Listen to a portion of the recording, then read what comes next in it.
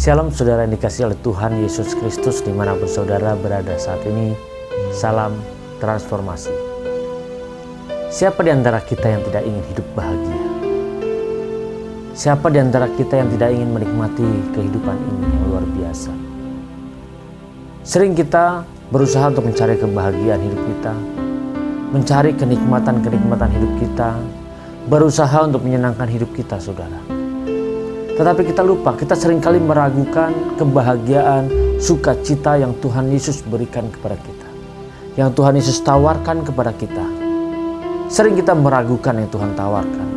Sering kita meragukan dan sering kita melihat bahwa rasanya itu tidak cocok buat saya. Karena segala sesuatu yang kita lihat, kita memuaskan hati kita memuaskan jiwa dan batin kita saudara. Mana kita sering meragukan apa yang Tuhan Yesus berikan kepada kita. Apa yang Tuhan Yesus janjikan kepada kita. Saudara, sering kita merasa bahwa kita sudah ke gereja, kita sudah beribadah, cukup rasanya. Tapi bagaimana kita bisa menikmati kehadiran Tuhan? Bagaimana kita bisa menikmati Tuhan nyata dalam kehidupan kita? Seperti pemazmur mengatakan, kecaplah dan lihatlah betapa baiknya Tuhan itu. Saudara, banyak dari kita sudah mempelajari tentang firman Tuhan. Kita rajin belajar, kita rajin membaca firman Tuhan, rajin membaca Alkitab. Masalahnya yang terjadi dalam kehidupan kita, kita pernah tidak atau sering tidak mengecap Tuhan hadir dalam kehidupan kita.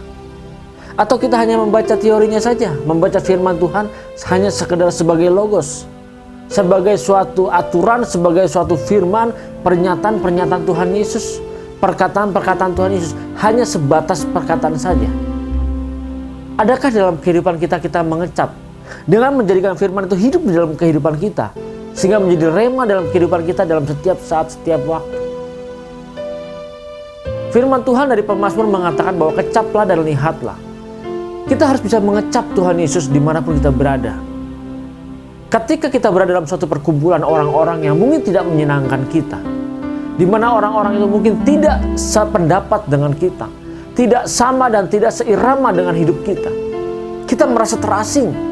Tetapi bisakah kita menghadirkan Tuhan dalam tengah-tengah kondisi seperti itu saudara?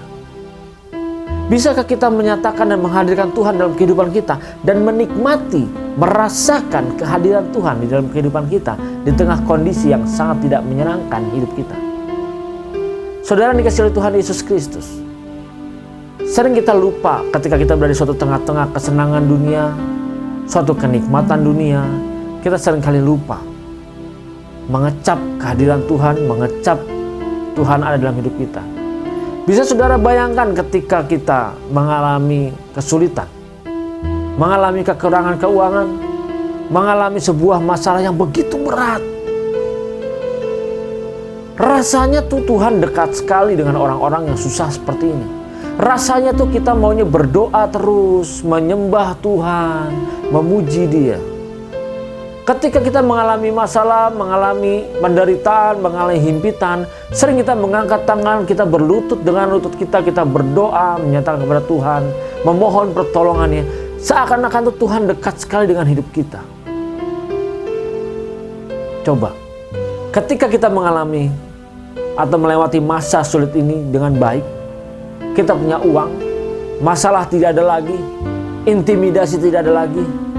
Siapakah yang paling kita ingat dalam hidup kita? Apakah kita tetap ingat untuk bersekutu dengan Tuhan? Apakah kita tetap ingat untuk bersekutu dan bersama-sama dengan Tuhan menikmati kehadirannya setiap hari? Atau kita lebih suka menikmati, kita punya uang saat ini, kita bisa pergi kemana saja, bisa pergi ke kafe, bisa pergi bermain-main ke tempat hiburan yang begitu menyenangkan jiwa kita. Ketika kita menikmati hiburan-hiburan itu, adakah Tuhan dalam kehidupan kita? Adakah kita mengecap kehadirannya dalam kehidupan kita? Bisa dikatakan hampir dari kita lupa ketika kita menikmati kebahagiaan-kebahagiaan itu. Ketika kita menikmati kesuksesan kita, kita lupa Tuhan hadir dalam hidup kita. Tetapi ketika kita sulit, kita berusaha menjadikan Tuhan itu benar-benar nyata dalam hidup kita. Kita berusaha mengecap. Seharusnya dalam kondisi apapun, ketika senang sekalipun, kita harus bisa mengecap Tuhan dalam kehidupan kita, saudara. Banyak orang di luar sana tidak mau menerima sukacita dari Tuhan. Mereka meragukan, benarkah yang Tuhan tawarkan bisa memuaskan hatiku? Mengapa mereka bisa berbuat seperti itu? Mengapa sampai ada pemikiran-pemikiran ide seperti ini? Karena ada beberapa hal yang dia lihat. Yang pertama, saudara, banyak orang di luar gereja, di luar Tuhan, mereka melihat orang-orang yang percaya, orang-orang Kristen, anak-anak Tuhan, yang notabene harusnya mereka menjadi terang dan saksi. Tetapi dalam kehidupan mereka masih materialistis. Mereka masih tidak menemukan ketenangan jiwa. Mereka masih berusaha bagaimana memuaskan nafsunya, memuaskan keinginannya, saudara.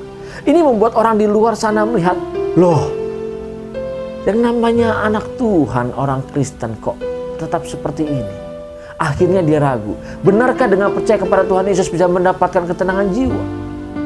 Itu yang pertama. Yang kedua, saudara, banyak dari kita yang sudah percaya masih meragukan kebahagiaan dari Tuhan, sukacita yang dari Tuhan. Karena kita melihat banyak para rohaniawan, majelis-majelis, para petinggi-petinggi gereja, yang mereka masih berusaha mencari kesenangannya sendiri, mencari kehormatan, mencari aroganitas sendiri, bagaimana mereka ingin dihormati. Padahal seharusnya buat mereka, Tuhan Yesus saja sudah cukup. Ketika kita melihat seperti ini, sering kita meragukan, benarkah Tuhan memberikan kelegaan dan ketenangan jiwa buat kita semua? Banyak di antara kita ragu akan ketenangan yang Tuhan berikan, ragu akan kebahagiaan dan sukacita dalam Tuhan.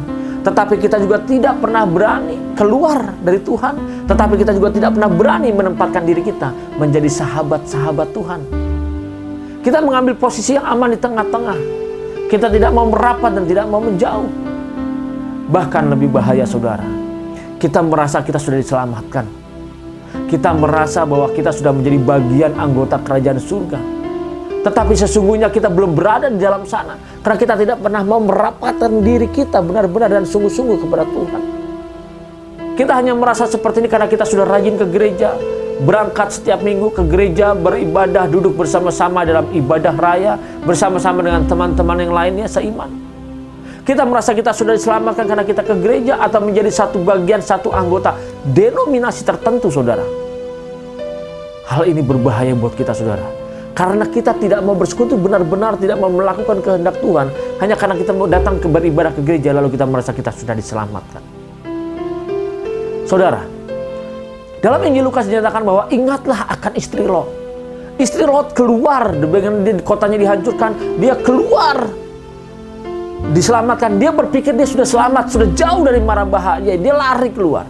Tetapi dia lupa, dia masih terikat pikirannya, jiwanya, hatinya dengan kenikmatan dunia yang sudah dia nikmati sebelumnya. Sehingga ketika dia berlari, dia rasa tidak rela. Rasanya ini bukan tempatnya, rasanya kok lebih nyaman sebelumnya. Makanya dia menolehkan wajahnya, memaling ke belakang dan melihat. Dimana ketika dia menoleh, dia melihat ke belakang, dia merasa kehilangan bagaimana kenikmatan dalam dirinya dia sudah dia nikmati dari dunia ini. Dia tidak pernah mau mengecap kebaikan Tuhan, tidak pernah mau mengecap anugerah dari Tuhan, di mana dia diselamatkan dari mara bahaya, di mana dia keluar dari bencana. Dia masih tetap terikat dengan yang namanya harta duniawi, kesenangan duniawi.